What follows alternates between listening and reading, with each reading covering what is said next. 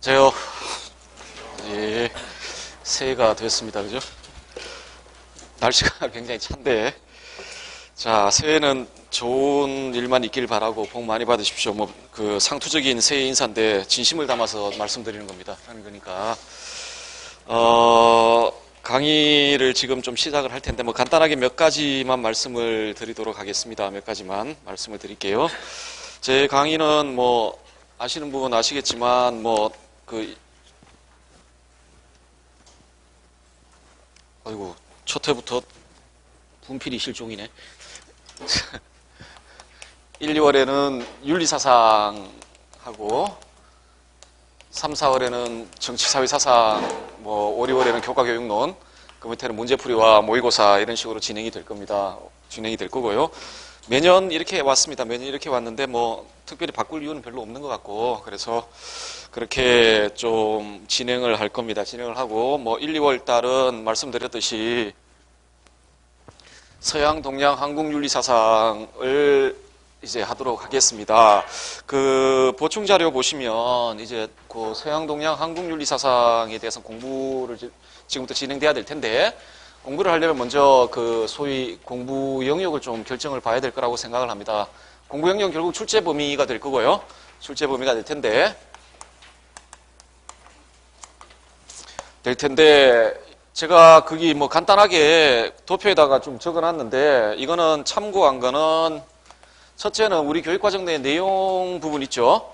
그렇죠. 지금 그게 교과서로 다 반영이 되어 있는데, 그 교육과정에 보면은 내용 설정 부분이 있습니다. 거기에 언급되어 있는 학자들, 이론들 이런 것들 있죠. 그죠? 이거는 전부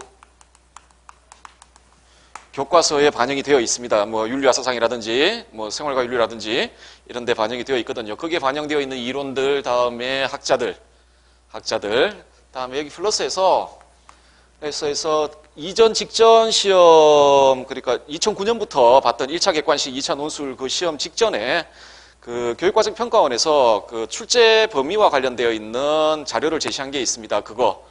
소위 공청회 자료라고 이야기되는 그 자료가 있고요. 근데 이건 사실상 2007년 개정 교육과정을 반영하고 있고, 그리고 2007년 개정 교육과정의 내용 영역이 현재 교육과정과 거의 바뀐 게 없습니다. 없기 때문에 그거 공청회 자료에 제시되어 있는 그 출제 영역을 좀 반영을 했고, 다음에 또 하나 공부 영역 확정할 때 또 보셔야 될 게 기출문제입니다.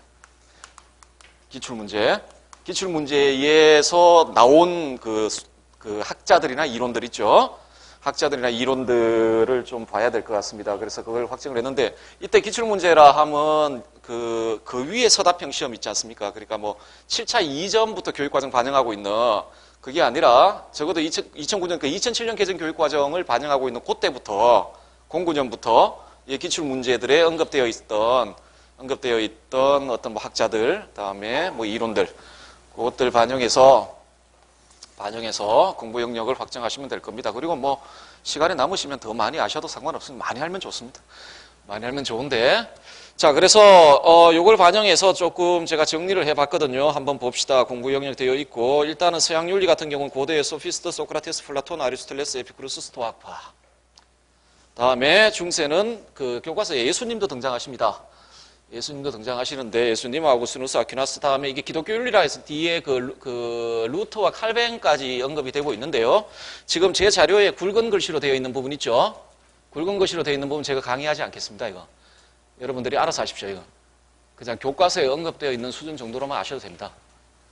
예수님 지금 복음서 다 보실 것도 아니고, 성경에 별로 의미는 별로 없다고 생각을 합니다. 그리고 칼뱅이나 루터 같은 경우에, 칼뱅 같은 경우에 소명설이라든지 이런 거 있습니다. 근데 교과서 내에 나와 있는 개념들, 그 정도 수준에서 아시면 될 거라고 생각을 합니다. 다음에, 근대는 베이컨, 홉스, 휴움, 데카르트, 스피노자, 벤담, 밀, 칸트가 되어 있는데요.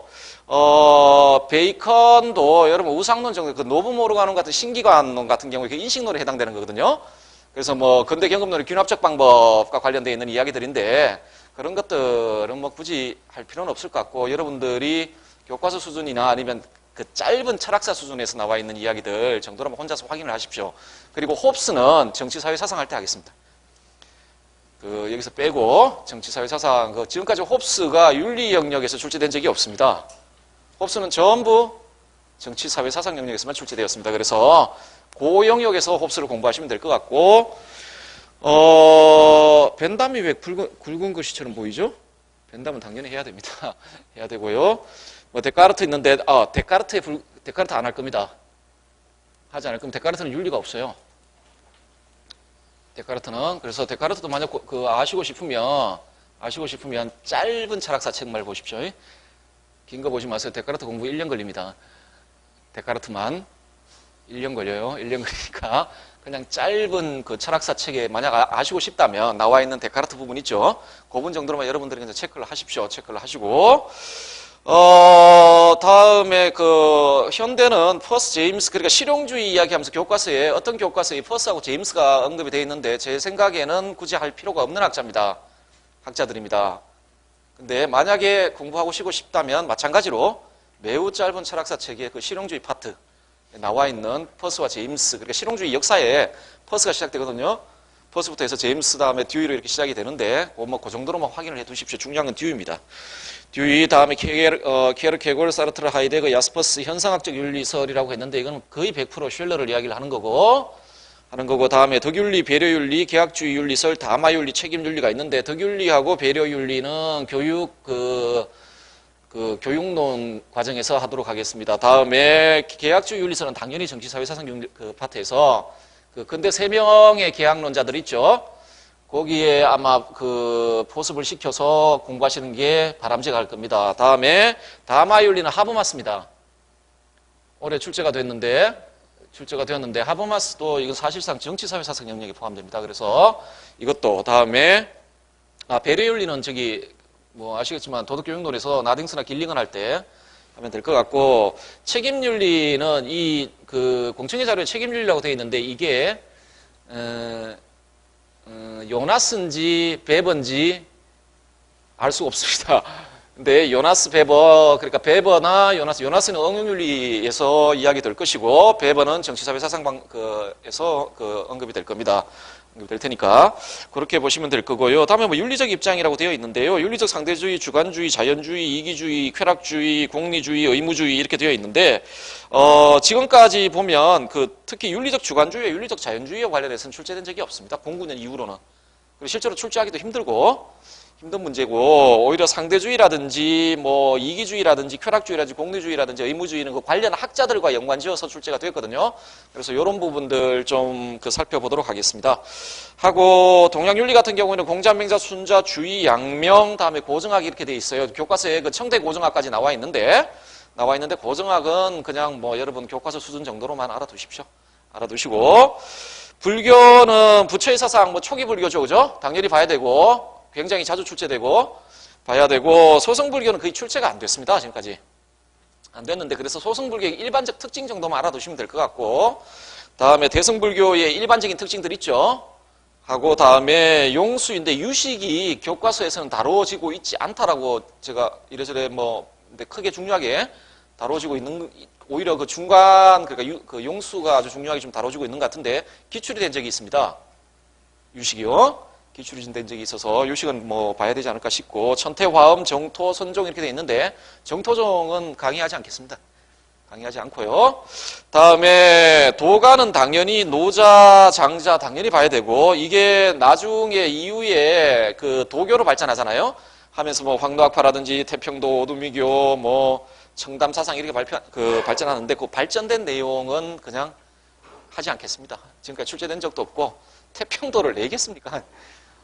낼 리는 없을 거라고 생각하거든요. 중국에서 난을 일으켰던 이놈들.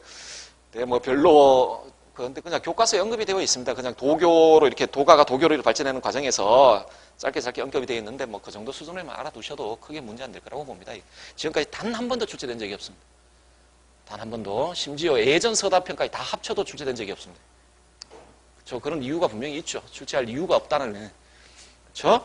자, 기타 양주묵자 한비자 당연히 봐야 될 것 같고요. 당연히 봐야 될 것 같고 다음에 한국윤리 들어가시면 이왕이 올해 논술형으로 출제됐나요? 출제가 되었고, 정약용 당연히 봐야 되고, 교과서에 보니까 그 후기, 그러니까 조선 후기의 그 유교의 발전과 관련해서 양명학파들, 특히 정제도의 강화학파 이야기를 나오고 있는데, 강화학파와 관련해서는 뭐 제가 강의하지 않겠습니다. 강의하지 않고, 불교는 교과서에 언급되어 있는 분들은 크게 지금 5명 정도입니다. 원효, 의상, 원측, 의천, 진울 정도가 지금 되어 있는데 원측은 굳이 할 이유가 없어 보입니다. 없어 보이고요. 다음에 고유사상은 있는데요. 당군신화는 출제가 됐고 낭낭비서, 무속신앙, 화랑도, 정상교, 원불교, 대종교 있는데 우리나라에 있는 웬만한 종교는 지금 다 들어가 있습니다. 다 들어가 있는데 가만히 생각해 봤습니다. 이거 정산교나 원불교나 대종교를 교과서에서 왜 언급했을까? 그건 제 그냥 상상인데, 욕먹지 않으려고 그런 것 같습니다. 예를 들어 불교 같은 경우에, 지금 조계 있잖아요. 조계종 있잖아요. 진우를 다룬다는 건 사실상 조계종의 기본적 원리를 다룬다는 이야기인데, 그럼 원불교도 기분 나쁠 거고, 정산교도 기분 나쁠 거고, 대종교도 기분 나쁠 거고, 기분 나쁠 것 같아요. 그래서 조금씩 언급을 하고 있습니다. 그런데 별로 의미 없어 보입니다. 없어 보이고 한 번도 출제된 적이 없습니다. 그래서 그리고 낭낭비서 같은 경우는 제가 굳이 설명을 할 게 별로 없습니다. 저는 아시겠지만 그리고 무속신앙 제가 뭐하러 강의를 하겠습니까? 강의할 내용이 없습니다. 강의할 내용이 없으니까 여러분들 그냥 알아서 보시고요. 무속신앙에 이렇게 빠져 계신 분들한테 죄송한데 혹시 그런 신앙을 가지고 계신 그 표명하라는 건 아닙니다. 절대. 아니고 뭐 죄송하지만 또 뭐 큰 의미는 없을 것 같아서 요거는 강의하지 않겠습니다. 다음에 뭐 근대사상엔 동학 위정측사 동도쓰기 급진적 개화사상 되어 있습니다. 뭐 간단하게 주요 그 내용들은 좀 알아두시는 게 좋겠다 생각을 합니다. 이 부분은 강의를 할 것이고 뭐 이것 이외에 그 여러 학자들이 있을 겁니다만은 적어도 제 생각에는 지금 도표에 들어가 있는 부분들에 대한 공부는 충분히 되어 있어야 한다라고 생각을 합니다. 이게 충분히 되어 있는 상태에서 다른 것들을 이렇게 하는 거는 상관이 없겠는데, 만약 요거 이외에 다른 학자들의 관심이 있다고 했는데, 동일한 시간을 투자해서 다른 학자들과 요 범위에 들어가 있는 학자의 이론을 동일한 시간을 투자해서 공부하는 건 어리석다라고 생각을 합니다. 어리석다고 생각을 하니까, 일단은 공부를 만약 처음 출발을 하신다라면, 지금 공부 영역에 포함되어 있는 요 이론들과 학자들 있죠? 학자들부터 미리 이렇게 다 끝내놓은 다음에 좀 나름 생각이 있으시면 이렇게 확장을 해서 공부하시는 게 좋겠다라고 생각을 합니다. 제 강의는 요 학자들 중심으로, 이론들 중심으로 이루어지게 될 겁니다. 이루어지고요. 그리고 한 가지만 좀 말씀드릴 텐데, 지금 기출문제나 기출되는 경향들 이렇게 보시면 아시겠지만, 포기 문제가 아닙니다. 지금 도표에 있는 고영역 내에서 계속 출제를 하고 있습니다. 적어도 2009년부터 해서 다 출제를 하고 있는데, 포기 문제가 아니라, 물론 폭도 굉장히 넓어요. 사람들 많아요. 넓은데, 깊이가 문제입니다. 학자의 이론이 상당할 정도로 그러니까 심화된 상태에서 다뤄지고 있습니다. 다뤄지고 있기 때문에, 좀 깊이 있게 공부를 하시는 게 좋겠고, 그리고 공부에 관심을 여러분들 저는 제 수업을 어떤 분들이 듣는지는 잘 모르겠는데 아마 거의 대부분 윤리교육학과 출신 선생님들이 많을 것이고, 그리고 또 어떤 철학을 공부하신 분도 있을 것이고 있다라고 생각을 합니다.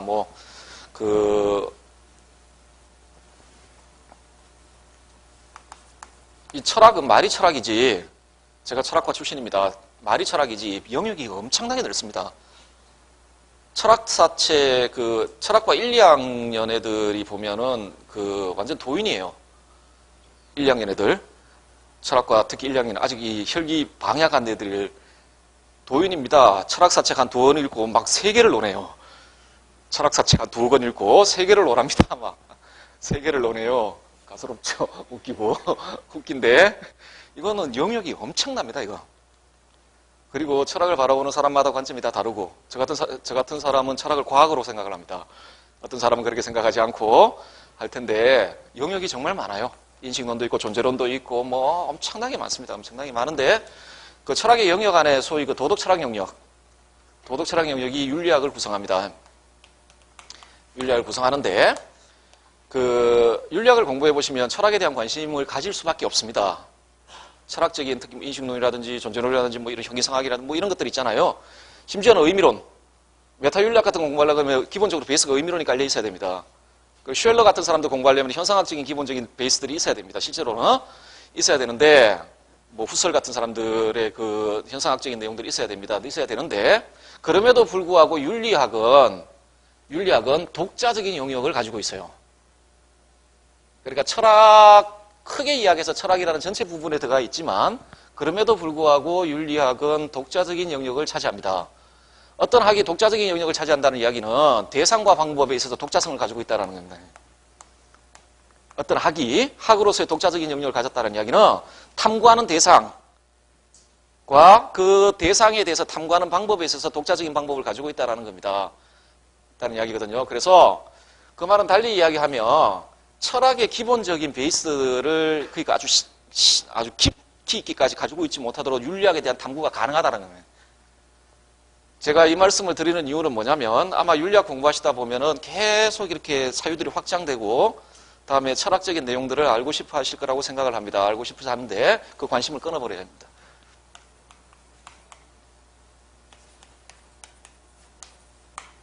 뭐 형이상학, 인식론 이런 것들 있죠. 윤리학을 공부하는데 도움되는 수준만 알고 계시면 됩니다. 윤리학을 공부하는데 도움되는 수준 정도만 알고 계시면 됩니다. 예를 들어 예전에 그 휴움 관련 나왔을 때 뭐 감각 인상이냐 그 인상의 종류들 이야기를 하는 데 있잖아요. 그냥 그 정도 개념들 정도만 알고 계시면 됩니다. 말 되고 그 어떤 그 철학적인 개념들이 나왔다고 해서 그거를 깊이 있게 다루려고 생각하시면 제 말은 제가 이야기를 하고 싶은 건 뭐냐면 관심이 오로지 윤리학에만 관쳐 있어야 됩니다. 윤리학적 논의들. 그 윤리학적 논의들, 그러니까 예를 들어 플라톤이 아리스토텔레스만 해도 저작이 어마어마합니다, 여러분. 어마어마해요. 분석론, 뭐 영혼론, 뭐 엄청나게 많아요. 메타피직, 뭐 피직, 뭐 많습니다. 의미 없다. 아무 의미가 없어요, 우리한테. 의미 없어요. 의미 없고 아리스토텔레스의 윤리학적 논구만을 아시면 된다는 겁니다. 플라톤도 마찬가지고 휴움도 마찬가지고 여러분들 휴움 책을 보시면 아시겠지만 그 앞부분은 전부 인식론이에요. 그리고 그 인식론에 베이스 해가지고 뒤에 윤리학을 다루고 있어요. 그 책이 그런 식으로 구성되어 있거든요. 구성되어 있는데 그 휴움에 대해서 정확히 알아야 되겠다라는 심정으로 그 1페이지부터 읽어나가면은 1년 걸립니다. 다시 한번 말씀드리지만 그 뒷만 보면 됩니다. 중요한 건 그 뒤에 부분의 논의들을 잘 이해하시면 됩니다. 그리고 앞에 부분의 논의에 대해서 무지하면 뒤에 부분 이야기가 좀 힘든데 그럼에도 불구하고 앞에 부분에 있는 논의들을 거의 철학까지 다루는 만큼 인식론자들이 다루는 만큼 심도 있게 알 이유도 없다라는 우리에게 필요한 건 윤리학입니다. 관심을 윤리학에만 집중을 하시면 됩니다. 윤리학에만 집중을 하시면 되고요. 그래서 집중을 하시되 이것과 관련해서는 굉장히 깊이 있게 이해를 하시고 계셔야 된다. 이것과 관련해서는 굉장히 깊이 있게 이해를 하고 계셔야 된다라는 점만 말씀을 드리겠습니다. 자, 다음에 그 뭐 공부 영역이 좀 확정이 됐고 다음에 윤리학, 오로지 윤리학에 대한 관심을 가지시고 공부를 하시는데 뭐 공부 방법과 관련해서 좀 말씀을 드리겠습니다. 자, 윤리학적인 주제들을 가지고 열심히 공부를 하셔야 되는데 공부를 어떤 식으로 해나가야 될 것인가에 대해서만 다 아실 텐데요. 그냥 잔소리일 텐데 시험이 세 부분으로 구성되어 있죠. 1, 2차가 아니고 1차에 어떤 식으로 구성되어 있습니까?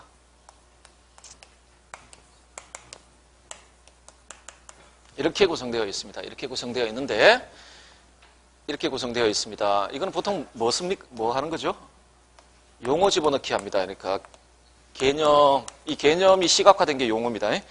개념이 시각화된 게 용어인데 뭐 어쨌든 간에 개념 용어 집어넣고 서술은 뭐죠? 서술형에서는 보통 어떤 거 묻습니까? 크게 이것의 정의를 묻습니다. 정의나 특징을 묻는 문제들이 거의 대부분입니다. 대부분이고 논술은요? 주제 주고 뭐 써라는 거죠. 그죠? 이거는 그 어떤 시험 문제 유형이 이런 식으로 구성되어 있는데 이건 사실상 그 어떤 한 이론의 이론 체계를 그대로 드러내고 있습니다. 이론 체계를 드러내고 있는데 어떤 이론이든 간에 여러분들 사고는 뭘 가지고 합니까? 여러분 머릿속에 있는 사고를 하지 않습니까? 인간의 특징인데 사고는 뭘 가지고 하죠? 사고는 관념 가지고 하는 겁니다. 다르게 이야기하면 사고는 개념 가지고 하는 겁니다. 여러분 개념을 가지고 있지 않으면 사고를 할 수가 없죠. 그렇죠? 근대 경험론자들이나 근대 합리론자들의 공통된 생각입니다. 모든 사고는 관념 가지고 하는데 그 관념이 어디서 왔느냐. 관념이 어디서 왔느냐. 그래서 합리론자들은 합리론자들답게 대답을 하고 경험론자들은 경험론자들답게 대답합니다. 우리 머릿속에 우리는 사고 다음에 어떤 지식을 구축할 때 전부 개념을 가지고 구축한다. 그러면 그 개념이 도대체 어디서 왔느냐가 인식론의 첫째 주제입니다. 인식론의 가장 큰, 근대 인식론자들의 가장 큰 주. 그래서 뭐 어떤 사람은 경험에서 왔다 그러고 어떤 사람은 뭐 본유적인 것이다라고 이야기를 하고 뭐 그런 식으로 이야기를 하죠. 자, 어쨌든 간에 뭐 그건 그렇고 어쨌든 간에 모든 이론은 개념을 가지고 이루어집니다. 개념. 그래서 윤리학적인 주제를 가지고 어떤 학자들이나 이론에 대해서 공부할 때 가장 먼저 여러분들이 보셔야 될 건 개념입니다. 개념. 어떤 윤리책이든지 다 개념들로 구성되어 있습니다. 개념들로 구성되어 있거든요. 그래서 그 학자나 그 이론이 자신의 이론들을 전개함에 있어서 사용하고 있는 개념들이 있잖아요. 그 중에서도 굉장히 중요한 개념들이 있습니다. 주요 개념들이 있거든요. 이 개념들을 완벽하게 숙지하고 계셔야 됩니다. 이 개념들을 완벽하게 숙지하고 계셔야 된다. 자, 이론은 개념들로 구성이 되고, 다음에 이론은 개념으로 구성이 되고, 개념과 더불어 논리로 구성됩니다. 논리는 어떤 형식적인 측면일 수도 있겠고, 뭐 하겠지만, 이게 이론이 가지고 있는 기본적인 모습입니다. 그래서 여러분들이 제일 먼저 아셔야 될 건, 요걸 아셔야 되고, 개념을 아셔야 되고, 개념을 알 뿐만 아니라, 요 개념이 제가 말씀드렸죠. 이게 음표되든지 시각화되는 게 용어입니다. 용어예요. 예를 들어 올해 이게 하나 그 기입형 문제의 정답인 뭐 그런 문제가 하나 나왔던 걸로 기억을 하는데 이거는 다른 용어로도 쓸 수 있죠. 예를 들어서 어떤 시험 치시는 분이 이걸 아르케 이렇게 썼다 칩니다. 그 고대 헬라서로. 근데 의미가 비슷해요. 아르케하고 리하고는. 아니면은 대문자 로고스. 그리고 분명히 틀렸다라고 이야기할 겁니다. 채점자는. 그럼 나중에 혹시 이건 상상입니다. 보니까 틀렸다고 돼 있단 말이에요, 답이. 자기가 이렇게 보니까. 그래서 막 항의하는 거예요. 로고스나 리나. 왜 이상한 표정을 짓습니까? 아르케나 리나. 내용, 의미 같지 않냐? 의미 같지 않냐? 이렇게 이야기할 수 있잖아요. 그죠? 그놈이 그놈 아니냐? 아버지가 아빠고 아빠가 아버지지. 사람이 인간이고 인간이 사람이지. 왜 굳이 이 단어만 써야 되냐? 라고 이야기할 수 있는데 굉장히 어리석은 반론입니다. 어떤 개념은 그 학문체계 내에서 그 개념이 시각화된 용어가 있습니다. 그건 공통적으로 인정하는, 그러니까 동의하는 용어가 있거든요. 그걸 써야 돼요. 그래서 개념을 할 때는 예를 들어 그 아리스토텔레스를 이야기를 하는데 원리라는 개념을 아르케라고 히라보로 쓰는데 아리스토텔레스 이야기하면서 리라는 개념을 써요. 그럼 틀리죠, 당연히. 당연히 틀리죠. 이 개념이 음표화되거나 시각화될 때 거기에 공통적으로 동의하고 있는 적합한 그 용어들이 있습니다. 그거는 반드시 틀리지 않게 외워두셔야 됩니다. 아셔야 되고, 자, 개념을 공부한다라는 건 단순히 이 개념이 시각화되어 있는 용어를 외운다라는 것 뿐만 아니고, 요 개념의 정의, 그러니까 의미와 관련되어 있는 이 개념의 특징이 있습니다. 이 개념들의 특징이 있거든요. 요것들 전체를 이해한다라는 이야기입니다. 그래서 그 어떤 이론이든 간에 그 이론을 전개함에 있어가지고 사용되고 있는 주요 개념들은 반드시 알아두셔야 됩니다. 그리고 그게 그 표현되는 용어법,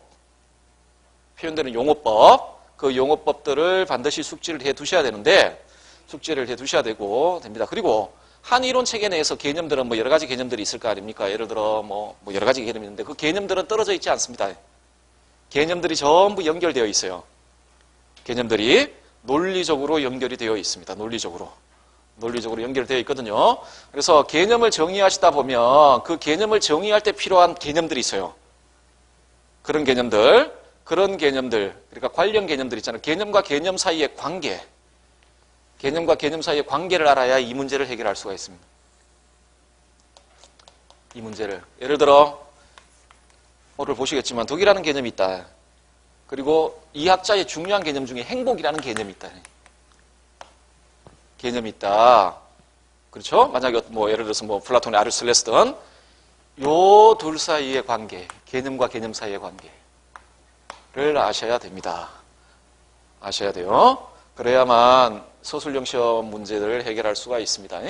자, 그래서 다시 한번 말씀드리자면 개념, 그 개념이 표현되는 용어법, 다음에 그 개념의 의미와 그 개념의 특징을 분명히 아시고, 다음에 한 이론 체계에서 사용되고 있는 개념과 개념 사이의 관계, 개념과 개념 사이의 관계를 분명하게 이해를 하셔야 합니다. 그럼 여기서 끝났는가?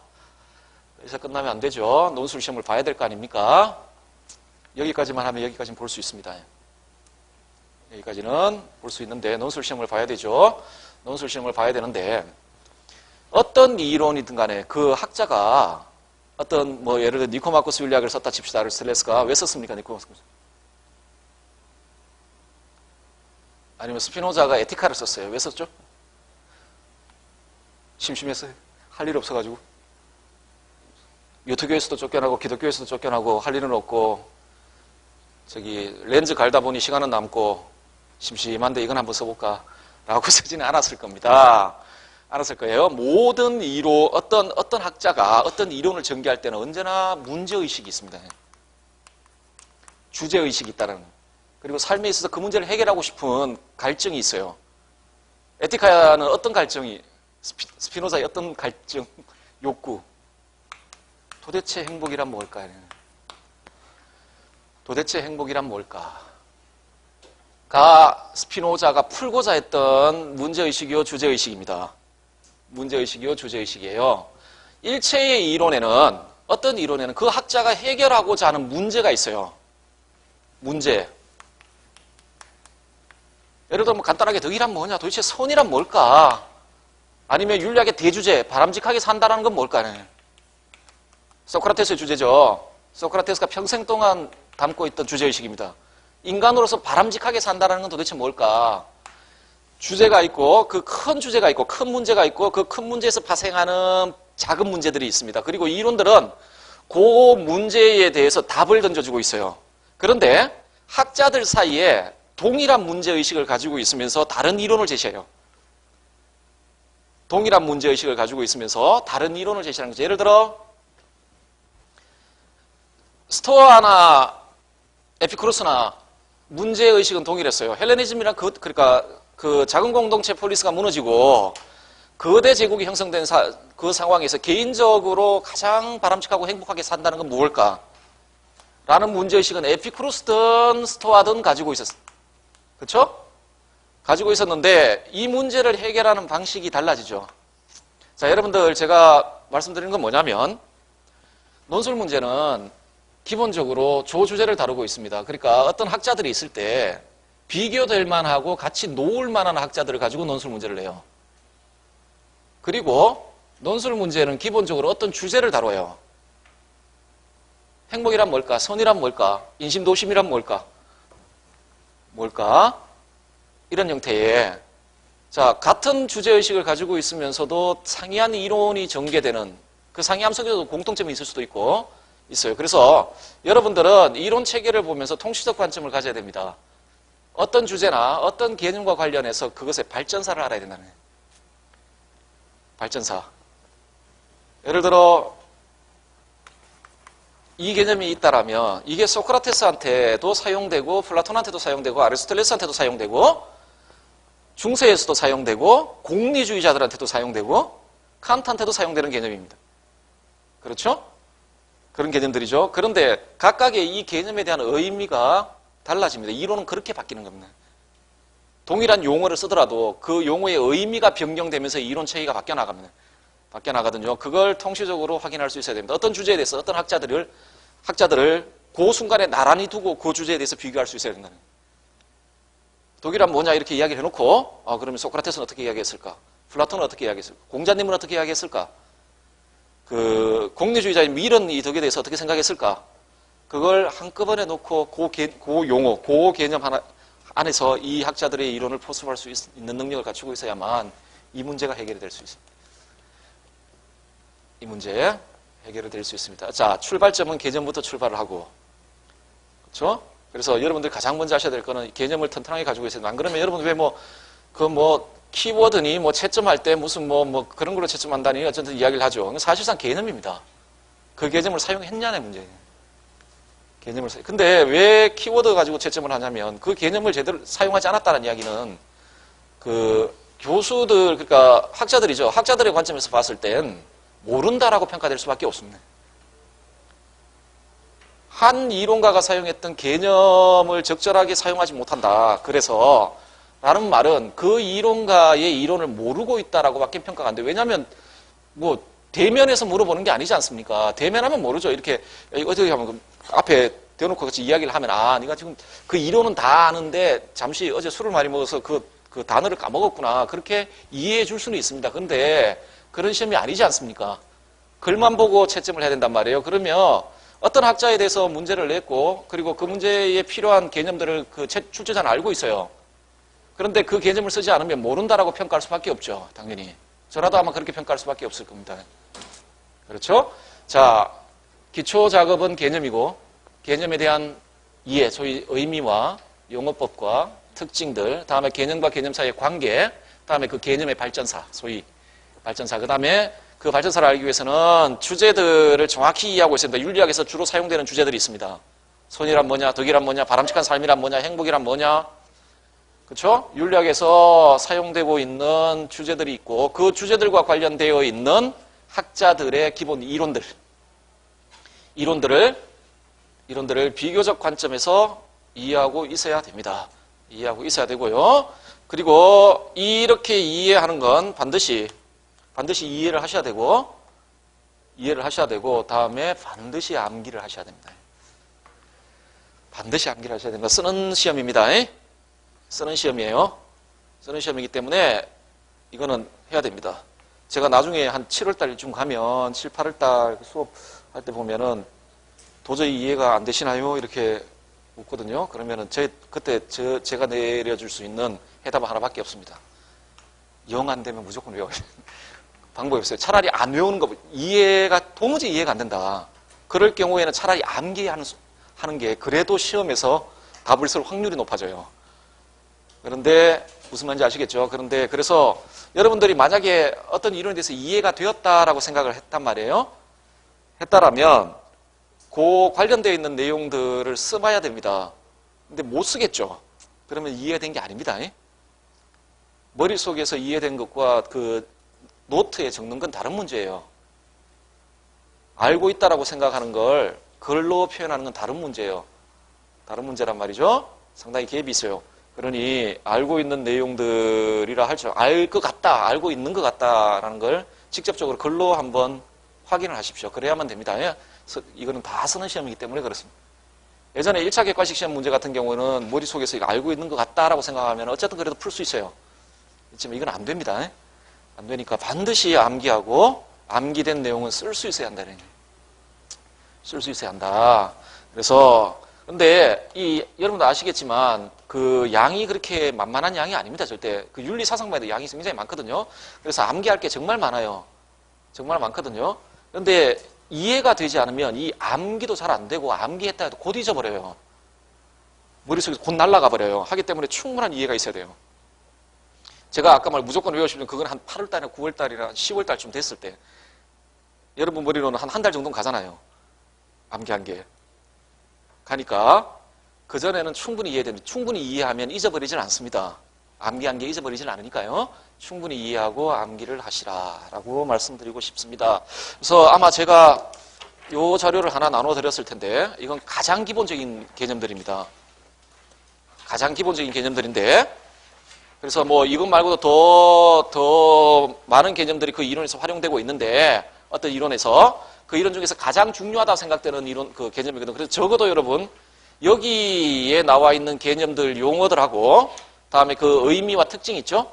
그거는 반드시 이해하시고 암기를 해 두시고 나머지 여러분들 복습이나 이런 걸 하시면서 거기다 더 붙이든 그거는 여러분들이 하셔야 될 노력이라고 생각을 합니다. 자, 그래서 어떤 이론을 보실 때 어떤 개념을 사용하고 있는지를 잘 보시면은 그 이론을 이해하는 것도 쉽게 이해가 될 것이라고 생각을 하고요. 그러면 뭐 이런 형태의 문제들은 이렇게 쉽게 해결이 될 수 있으리라고 보고 있는데, 자, 뭐 이거는 이론 공부를 하면서 뭐 다시 한번 제가 말씀을 조금 더 드리는 걸로 하고, 뭐 보통 여러분 그 수업 오리엔테이션 할 때 그 공부하는 자세 이런 거 합니까? 성인들한테 그런 거 하는 건 쑥스러운 이야기입니다. 이야기인데, 자, 뭐 그거 하기 전에 여러분들 이제 보셔야 될 책들이 있잖아요. 공부를 할 때 좀 참조해야 될 책들이 있을 텐데, 우리의 경전. 어떤 책은 책이 되고 어떤 책은 경전이 됩니다. 우리에겐 경전입니다. 교과서, 지도서. 교과서의 지도서. 적어도 여러분 여기 안에 등장하는 개념들이 있습니다. 이거 특히 제가 가끔씩 농담삼아 얘기하는데 윤리와 사상은 위대한 책입니다. 위대한 책이거든요. 몇 페이지 안 되는 그 쪽수 내에 2500년의 역사가 다 담겨 있습니다. 있기 때문에 굉장히 위대한 책인데, 이거는 그래서 반드시 확인해 두셔야 됩니다. 여기 나와 있는 내용 있죠? 근데 내용인데 교과서이기 때문에 거의 결론 부분들만 툭툭툭 던져놨어요. 하기 때문에 여러분이 만약에 공부가 충분히 되어 있다라면, 만약 교과서가 100페이지라면 100쪽짜리 교과서라면 여러분이 공부가 충분히 되어 있으면 선생님 되신 이후에 이걸 400페이지로 늘릴 수 있어야 돼요. 무슨 말인지 아시겠죠? 아마 여러분들하고 선생님 수업을 하시면 교과서 내용이 있다라면 그걸 교과서는 더 이상 요약을 할 수가 없어요. 교과서에 있는 내용은 이미 요약이 되어 있어요. 그래서 아마 선생님들은 아마 그걸 이렇게 풀어주시는 분일 겁니다. 풀어주시는 분일 텐데, 그래서 뭐 400쪽짜리 뭐 이렇게 쓰셔야 될 겁니다. 500쪽짜리 쓰셔야 될 텐데, 자, 이거는 반드시 참조를 하셔야 되고, 그리고 추천드리 두 번째 원전입니다. 원전인데, 모든 원전은 다 볼 수 없고요. 윤리학적인 논의와 관련되어 있는 원전을 보셔야 될 텐데, 근데 1년을 준비하시는 분들한테는 굉장히 부담스럽습니다. 근데 제 생각에는 지금 뭐 대부분 아마 윤리교육학과 출신 분들이기 때문에 이거는 실제로는 제 개인적인 생각에는 대학 과정 내에서 이루어져야 됩니다. 제가 아마 커리큘럼을 짜는 사람이라면 철학과든 아마 윤리교육과든 간에 대학교 1, 2학년은 무조건 강독입니다. 대학 커리큘럼을 짠다면. 무조건 강독을 할 겁니다. 그냥 수업, 뭐 전공 과목 전체를 1, 2학년 애들 전체는 전부 강독 및 분석. 딴 거 필요 없고 1장부터, 그러니까 예를 들어 에티카 1장부터 읽기 시작하는 거예요. 1장부터 뭐 니코마코스 윤리학이라면 니코마코스 윤리학 1장, 그래 1량들은 그렇게 해야 됩니다. 갈고해야 되고 이렇게 해야 됩니다. 초학자들은 여기서부터 출발해야 됩니다. 시작은. 그래서 제 생각에는 이거는 대학 과정에서 끝나야 된다고 생각을 합니다. 이게 주요 원전들에 대한 강독과 분석은 대학 과정에서 끝나야 된다고 생각하는데 현실이 그렇지 않다라고 들었습니다. 현실이 그렇지 않다고 들었는데 이것만큼 좋은 참고 서적은 없습니다.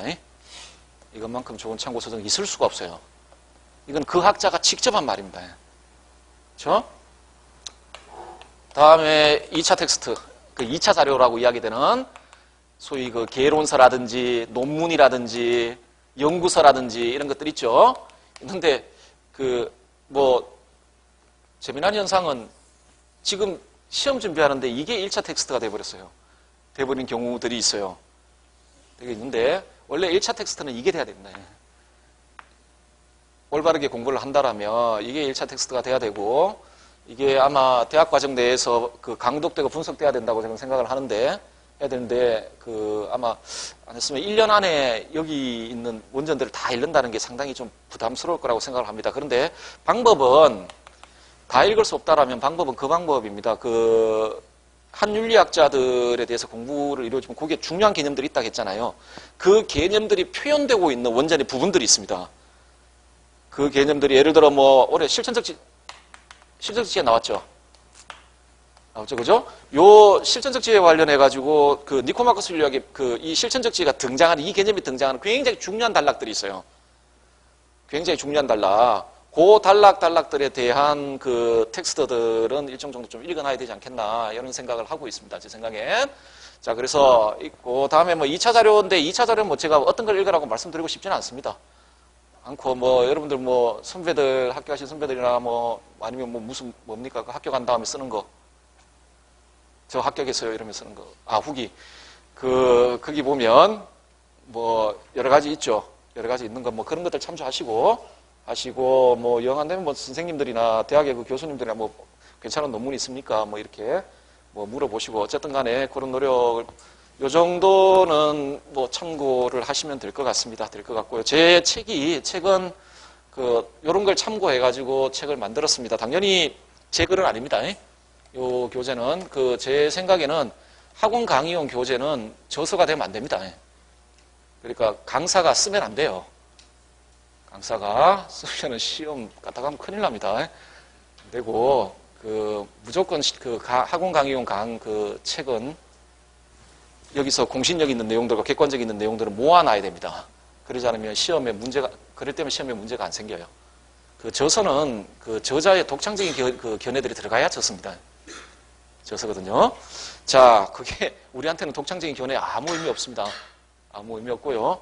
이게 그래서 제가 이 2차 자료가 좀 문제가 된다고 이야기를 하는 게 2차 자료들에 사용되는 개론서들 같은 경우도 있고 뭐 논문들이 있고 이런 것들이 있는데 여러분 논문들 같은 경우 특히나 좀 수준 높은 논문들, 박사과정 논문들 같은 경우에는 박사과정 논문 그게 박사 학위를 받을 만한 논문이었다라면 굉장히 독창적인 논문이라는 이야기입니다. 기존의 연구에서 밝혀내지 못한 것들 아니면 다른 견해들이 담겨 있다는 이야기예요. 그래서 어떤 의미에서는 굉장히 좋은데 학문의 길에서는 굉장히 좋은데 임용시험이라는 시험과 관련해서 굉장히 위험해요. 그게 위험한 경우가 있어요. 그래서 이 원전에 대한 강독과 분석이 베이스되어 있다면 그걸 파괴낼 수가 있어요. 그걸 파괴낼 수가 있는데 만약 그렇지 않을 경우에는 그걸 진리로 받아들이면 굉장히 위험해집니다. 그러니까 오히려 제가 여러분들한테 논문을 추천해 드리는 거 만약 논문을 보고 싶다라면 석사학위 논문을 보십시오. 이 초학자들의 논문. 석사학위 논문들은 기본적으로 석사학위 자체 심사 과정에서 석사 과정에서는 얼마나 이론들 자체에 대한 체계적 이해와 구조가 되어 있는지 다음에 그래서 박사 과정으로 나아갈 때 그러니까 석사 논문에서 문제거리를 발견했는지가 집중적으로 보여집니다. 그리고 박사 과정으로 나아갈 때 얘가 이론적으로 발전할 수 있는 어떤 과정에 와 있는지를 봅니다. 그래서 이 석사학위 논문들 대충 보시면 상당히 있는 내용들을 갖다 실어놓은 경우들이 상당히 많아요. 오히려 석사 논문들은 그러니까 요약된 게 많아요. 요약된 게 많습니다. 요약된 게 많은데 박사 논문들은 굉장히 독창적인 것들이 많아요. 그래서 굉장히 위험한데 어쨌든 논문을 많이 보시면은 이런 것들 중심으로 보십시오. 박사는 위험합니다. 박사는 위험하고 잘 이해도 안 됩니다. 잘 이해 안 되는 논문들 많아요. 자, 어쨌든 이건 그냥 근데 모든 석사학위 논문이 다 그렇다는 이야기는 아닙니다. 모든 석사학위 논문은 다 그렇다는 이야기는 아닌데 혹시 그냥 참고 삼아 제가 말씀드리는 거니까요. 자, 그렇게 보시면 될 거고요. 이거 반드시 확인해 두세요. 올해만 해도 교과서만 봐서도 맞출 수 있는 문제들이 몇 문제가 있어요. 올해 시험만 봐도 교과서만 잘 봐서도 이렇게 틀리지 않을 문제들이 있으니까 이거는 교과서에서 두세 문제 건져낼 수 있다는 건 정말 큰 겁니다. 얇은 교과서에서. 얼마나 얇습니까? 그렇죠? 얇은 교과서에서 두세 문제, 그걸 잘 봐서 두세 문제를 맞출 수 있다고 생각하면 그건 정말 대단한 거죠. 그렇지 않습니까? 그죠? 하고 원전을 취사 선택해서 볼 수 있다면 보시고 만약 강독 분석이 되어 있다라면 문제는 안 될 거라고 생각을 하고요. 자, 이 정도로만 제가 말씀을 드리고 공부 관련해서는 여러분들 제가 태도라고 말씀드리는데 그냥 올 한 해 1년 안에 합격을 할 거라고 생각을 가지십시오. 그 이유는 임용고시가 여러분한테 악이기 때문에 그렇습니다. 여러분 인생에 여러분 지금부터 고귀하고 풍요롭고 아주 고상한 삶을 살아나가야 될 텐데 고귀하고 고상한 삶의 과정에서 임용고시는 선이 아닙니다. 선이 아니에요. 인생의 과정에서 여러분 인생에서 악입니다. 악이고 악한 것에 속합니다. 악한 것에 속하고 그 고상하고 품위 있는 삶을 살아나가면서 장애가 되는 건 빨리 제거해야 됩니다. 빨리 제거해버려야 돼요. 그리고 그 제거할 때는 그 부도덕하거나 비법적인 게 아니라면 모든, 어떤 수단과 방법을 가리지 않고 빨리 제거하는 게 여러분의 인생을 선한 인생을 살아감에 있어가지고 좋습니다. 하기 때문에 시간을 끌면 안 됩니다. 절대 시간을 끌면 안 됩니다. 안 되기 때문에. 물론 그 자기 마음대로 되는 건 아닌데, 그럼에도 그런 자세를 좀 그런 생각을 가졌으면 좋겠습니다. 임용고시에서 여러분 인생에서 무슨 교훈을 얻습니까? 임용고시 준비하면서. 어떤 교훈을 얻을 수 있겠습니까? 물론 뭐 다른 교훈도, 내가 선생님이 되기 위한 고난한 길은 그것만고도 더 많아요. 더 많은데 뭐 다른 데서, 그 인내력은 딴 데서 얻어도 돼요. 얻어도 되고 합니다. 임용고시는 물론 뭐 선한 요소도 있겠지만 어떤 의미에서는 굉장히 악한, 인생에 있어서 악입니다. 악. 빨리 제거해야 돼. 하기 때문에 그 빨리 합격을 해야 될 거고, 그 결론은 수단과 방법을 가리지 않고 합격을 해야 된다. 대신에 도덕적이고 합법적인 영역 내에서 해야 됩니다. 그래서 그러려면 잘 따져야 됩니다. 잘 숙고를 하시고 어떤 전략을 짤 것이고, 공부할 때 어떤 전술을 짤 것인지 잘 보셔야 되고, 다음에 그러기 위해서는 이거는 그 단순히 임용시험을 공부하는 학생들, 선생님들이나 아니면은 뭐 전체적으로 공부하는 분들이 가져야 될 기본적인 태도입니다. 삶이 단순해야 됩니다, 여러분. 나중에 선생님이 되셔도 마찬가지인데, 이게 왜 단순해야 되냐면, 여러분들은 뭐 욕구의 덩어리인데, 저도 욕구의 덩어리고, 욕구는 대상과 관련되어 있지 않은 욕구는 없습니다. 그냥 일어나는 욕구는 없어요. 언제나 어떤 욕구든지 간에 그것은 다 대상과 관련되어 있습니다. 그런데 삶이 단순하지 못하면 접해야 될 대상이 늘어나요. 그러면 욕구 충만해집니다. 욕구 충만해져요. 자기 행위를 결정하는 의지를 제약하는 욕구의 종류들이 막 늘어나요. 이렇게. 이 대상이 많아지기 시작을 하면. 그렇죠? 대상이 막 늘어납니다. 이렇게 되면 내 의지가 무엇을 결정할까 해서 굉장히 고민하게 됩니다. 그렇죠? 그런데 욕구의 대상이 많이 줄게 되면 그렇게 고민하지 않습니다. 그래서 이 욕구의 대상을 가급적이면 좁혀야 됩니다. 그래서 가장 좋은 방법은 집, 공부장소, 이게 가장 좋습니다. 그래서 접하게 될 대상은 별로 없습니다. 같이 공부하는 사람들이나 되고, 다음에 말을 듣지 마십시오. 이렇게. 언어는 여러분에게 충동을 일으킵니다. 그 말이, 여러분 공부하시면 아시겠지만, 주위의 말이 자기 마음을 제일 많이 괴롭힙니다. 다른 사람들의 말, 이런 것들 있습니다. 어쨌든 간에 굉장히 단순한 삶을 딱 1년 정도만 하셔도 될 겁니다. 근데 기질상, 그러니까 격한 기질을 가지고 계신 분들 상당히 좀 힘든데 어쨌든 간에 좀 단순한 삶을 한번 실천해 보시는 것도 괜찮을 거라고 생각을 합니다. 제 생각에는. 그리고 제가 요새 몸에 나이가 좀 드니까 예전 같지가 않아서 살도 찌고, 그래서 올 겨울부터 제가 원래 1년에 단 1초도 운동을 안 하거든요. 안 하는데 올 겨울부터 그 앞에 있는 산을 좀 이렇게 다녔는데 당연히 힘들죠. 힘든데 한 3km 정도 됩니다. 정상까지 3.5km 정도 되는데, 처음에 이렇게 산에 올라갔습니다. 산에 올라갔는데 이 중간중간에 이정표가 있죠. 제일 처음에 산을 타니까 여기 3.5km 여기까지 가야 되겠다는 생각밖에 없어요, 머릿속에. 그래서 막 올라가는데 중간중간에 이정표가 있어요. 그러니까 앞을 계속 보고 이렇게 갔습니다, 그냥. 가니까, 왜 여러분도 아시겠지만 어떤 산이든 간에 한 3차례 정도의 고비들이 있지 않습니까? 소위 깔딱고개라고 이야기하는 숨이 막 턱까지 차오르는, 있거든요. 위를 이렇게 쳐다보고 가니까 저 위에 3.5km는 더 멀어 보이고, 그리고 멀어 보이고, 앞에 이 경사진 골짜기는 굉장히 길게 느껴지고, 보이지 않아요. 그래서 이쯤 올라가다 보니까 중간에 이정표가 있습니다. 앞으로 1km 남았습니다. 앞으로 2.5km 남았습니다. 이런 게 있어요. 그 이정표 앞에서 엄청나게 고민을 했습니다. 더 가야 되나 막 속에서 있잖아요. 저긴 가야 되는데 여기는 내 몸은 도저히 못 가겠다, 내려가자. 근데 일주일 내내 여기를 못 가고 내려갔습니다. 힘들어서 너무. 그러다가 일주일 뒤에 이제 죽을 힘을 다해서 올라가가지고 여기 올라갔거든요. 다시 내려왔어요. 그래서 내려왔는데 그날 밤이 두려워요. 다음날 또 산을 간다는 게 너무 힘들었어요. 그 꼭대기 올라가는 게 너무 두려운 거예요. 가기가 싫어요. 그냥 산이 싫고 두려웠습니다. 그래서 좀 생각을 좀 바꿨습니다. 그때부터. 생각을 어떻게 바꿨냐면 앞을 안 보기로 했습니다. 앞을 안 보고 땅만 보고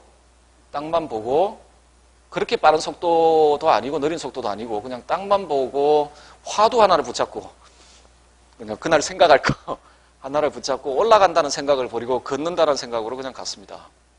힘이 별로 안 들어요. 어느 시점에 가니까 나도 모르는 사이에 일정 정도 올라와 있고 조금 가니까 꼭대기에 올라가 있습니다. 근데 꼭대기에 올라가니까 깜짝 놀랐습니다. 언제 여기까지 왔을까?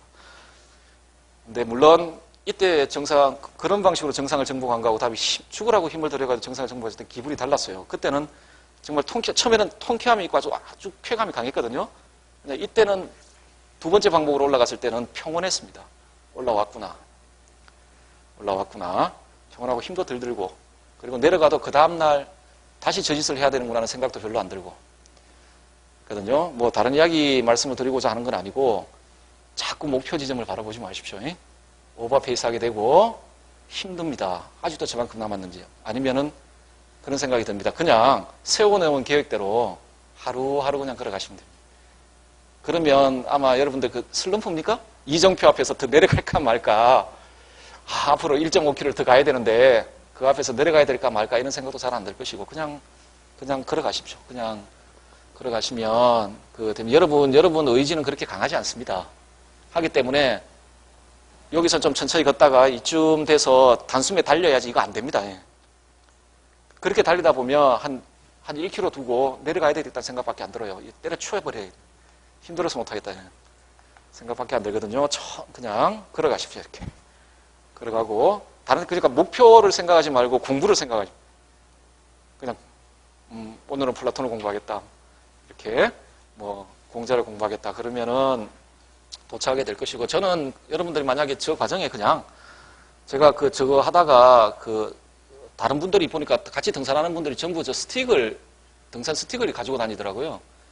저는 처음에 그 시간대는 직장인들은 산에 안 오거든요. 저같이 맨날 집에 있는 사람들하고 그다음에 노인분들만 산에 옵니다. 조금 처음에는 쑥스럽던데. 근데 뭐 갔는데 다 노인분들이라고 다 스틱을 가지고 다니는구나 이렇게 생각을 했는데 보니까 젊은 사람도 가끔씩 가지고 다녀요. 그래서 저걸 스틱을 하나 샀습니다. 힘이 엄청나게 적게 들어요. 여러분 경험을 해보세요. 엄청 한 반 정도밖에 들지 않습니다. 힘이 굉장히 용이하게 산을 올랐는데 저는 여러분한테 그런 스틱과 같은 존재입니다. 산을 오르는 건 여러분이고 저는 여러분을 산으로 오르게 할 수가 없어요. 여러분을 구원할 건 여러분입니다. 아무도 여러분을 구원하지 않으니까. 그러니까 그냥 스틱인데 스틱 중에서도 굉장히 고가 스틱입니다. 여러분 수강료가 장난이 아닙니다. 지금 장난이 아니니까 고가 스틱 저는 뭐 굉장히 싼 거 샀는데 고가 스틱이에요. 그러니까 잘 활용을 하시고 한 가지 명심하셔야 될 건 결국 오르는 건 여러분입니다. 누구도 여러분을 산 꼭대기에 올라가게 해주진 않습니다. 그러니까 대신에 부담을 절대 가지시면 안 됩니다. 아직도 이렇게 계속 목표 지점이 저만큼이나 뭐 이런 거 있죠? 가지면 안 됩니다. 쓰러집니다. 나중에 쓰러지니까 그냥 천천히 걸어 올라가십시오. 대신 쉬지를 말아야 됩니다. 쉬지 말고 천천히 걸어가시면 언제나 여기에 도착하실 겁니다. 도착하시면 격한 감동에 눈물을 흘리고 그런 건 없을 겁니다. 평온하실 겁니다. 평온하게 이제부터 교사의 길을 또 시작을 해야지. 평온한 마음으로 아마 교사의 길을 시작할 수 있을 겁니다. 한 5분 정도만 쉬었다가 수업하도록 합시다.